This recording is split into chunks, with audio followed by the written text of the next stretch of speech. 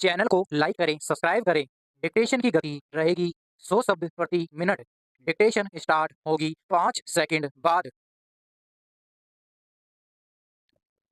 कागज पर कलम से लिखी चिट्ठियां महज चिट्ठियां नहीं होती, ये अपने समय का दस्तावेज होती हैं, जिसमें अनुराग, पीड़ा, आत्मीयता, स्मृति, उम्मीद, बेचोह का दुख, मिलन की आस, समकालीन लोक संस्कृति, सब कुछ होता है विराम। एक एक शब्द में हजारों बाहों की गठरी बंधी हुई होती है विराम। पुराने समय में दूर देशों में रह रहे हमारे आत्मीय जनों की चिट्ठियां जब आती थी, तो उन्हें पढ़ते हुए लगता था जैसे वे सामने बैठकर हमसे अपनी बात कह रहे हैं, बस दिखाई नहीं दे रहे हैं विराम। इसलिए नई नवेली दुल्हने प्रदेश गए पिया की और प्रेमिकाएं अपने प्रेमियों की चिट्ठियां बार बार पढ़ती थी विराम। वह भी सबसे छिपकर की कहीं चिट्ठियों में अंकित उनके इस छिपकर मिलने की उत्साह को कोई देख ना ले विराम। पहले की पीढ़ी को पता होगा कि किसी की चिट्ठी के इंतजार में कितनी खुमारी, कितना रोमांच और कितनी तड़प होती थी विराम। और जब चिट्ठी हाथ में हो, तो हर्ष के अतिरेक से देह हल्की होकर हवा में तैरने लगती है विराम। ये होता है पत्र लिखने का जादू और पाने का आनंद विराम। बड़े दुख की बात है कि मोबाइल युग में पैदा हुई पीढ़ियां इस जादुई आनंद को कभी महसूस ही नहीं कर पाए विराम पैरा। सच कहा जाए तो पत्र लिखना एक कला है विराम। जब हम अपने दिल की बात को कागज पर लिखते हैं, तो वह बात पढ़ने वाले की स्मृति में कहीं गहरे तक अंकित हो जाती है विराम। वह हमारे चैट बॉक्स में लिखी बातों से कहीं ज्यादा स्थायी और प्रभावी होती है विराम। हाथ से पत्र लिखने का असर हमारे दिमाग पर भी पड़ता है विराम। मसलन, लिखते वक्त हमारा दिमाग एकाग्र होता है विराम। जिस तरह हम कागज कलम उठाकर व्यवस्थित तरीके से लिखने बैठते हैं, ठीक उसी तरह हमारा दिमाग भी लिखी जा रही उस बात को अपने अंदर व्यवस्थित कर रहा होता है विराम। एक तरह से यह हमारे दिमाग की कसरत भी हुई विराम। नई तकनीक लोगों को लिखने से वंचित कर रही है विराम। लिखने से छुट्टी पाकर या हम खुश भी हो रहे विराम। इस छुट्टी के कुछ फायदे गिनाए जा सकते हैं विराम, लेकिन ऐसा लगता है यह छुट्टी हमारी भावनाओं से भी हमें दूर कर रही है विराम। हम सोच सकते हैं कि भला जो भाव हम अपने हाथों से लिखकर पत्र पर उकेर सकते हैं, क्या वह व्हाट्सएप संदेश में भर सकते हैं विराम? कतई नहीं विराम। डिजिटल संदेश जितनी जल्दी लिखे जाते हैं, उतने ही जल्दी उनका प्रभाव भी मिट जाता है विराम पैरा। हाथ से लिखे पत्रों की अहमियत की बात करें, तो महान लोगों के पत्र आज भी देश की धरोहर माने जाते हैं विराम। उनका बाकायदा अध्ययन मनन होता है विराम। कोई बड़ा व्यक्ति किसी आम आदमी को हाथ से पत्र लिखकर भेजे, तो वह पत्र उसकी अनमोल संपदा का हिस्सा बन जाता है विराम। वह उसे जीवन भर संभाल कर रखता है विराम। मशीनी शब्दों में जीवित भावनाओं का अभाव सा रहता है विराम।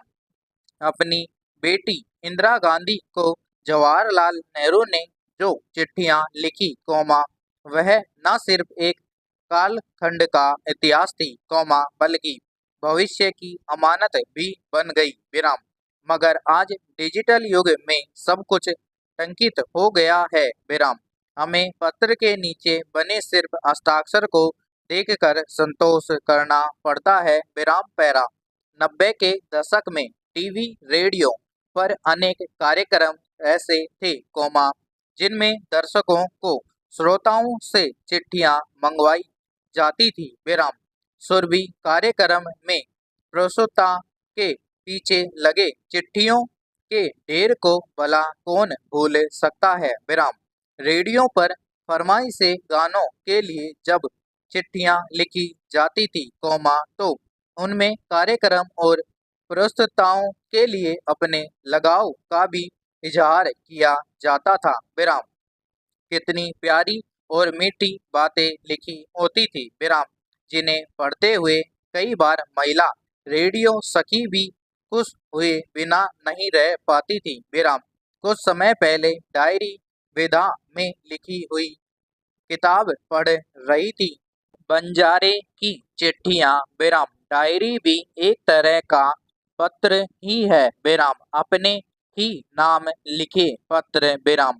लेखक ने रेत के हर कण को रोशनी को सांझ के अंधियारे को सूरज को चंदा को वक्त को दर्द को दोस्तों को दुश्मन को और उसकी निगाह में आने वाली हर सह को इन चिट्ठियों में उतार दिया जाता था विराम। ऐसे जैसे सब जीवित होकर पढ़ने वाले के साथ चल रहे हों विराम। ऐसे जैसे राजस्थान में चलने वाली आंधियां हमारे चेहरे से टकरा रही हों विराम। ऐसे जैसे समय हमको छू रहा हो विराम, जैसे समय को हम महसूस कर रहे हों विराम। ये होती है चिट्ठियों की ताकत विराम।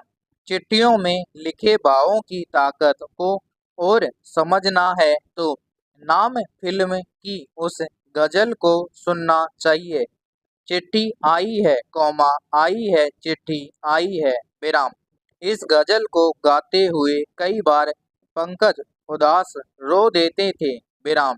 आज जब हर ओर डिजिटल माध्यमों का शोर है वीडियो और रील में दिखावे की धक्का मुक्की है डिजिटल की जमीन पर संवेदनाओं का अकाल और धोखाधड़ी की बाढ़ है फटाफट आई व्हाट्सएप चैट बॉक्स ईमेल के डिजिटल संदेशों को पढ़ते पढ़ते दुनिया उगता और थक गई है तब भावों से भरे कामनाओं से सजे लगावों से लिखे और संभावनाओं से संवरे एक अदद पत्र की अहमियत और भी बढ़ गई है विराम। काश की कलम से कागज पर चिट्ठियां लिखने का चलन फिर से लौट आए विराम पैरा। नदियां हमेशा से ही सभ्यता का ना हिस्सा रही हैं विराम। इनकी अविरल और निर्मल धारा लोक जीवन को बहुआयामी रूप से खींचती आई है विराम। यही वजह है कि भारत में नदियों का नामकरण मातृशक्ति को समर्पित है विराम। किंतु हाल ही में भारतीय वन्य जीव संस्थान के एक शोध में आई जानकारी निराश करने वाली है विराम। बताया गया कि गंगा में डॉल्फिन की संख्या लगभग 50% घट गई है विराम। प्रदूषण के उच्च स्तर के कारण स्थिति गंभीर है विराम। इसका कारण स्पष्ट है विराम।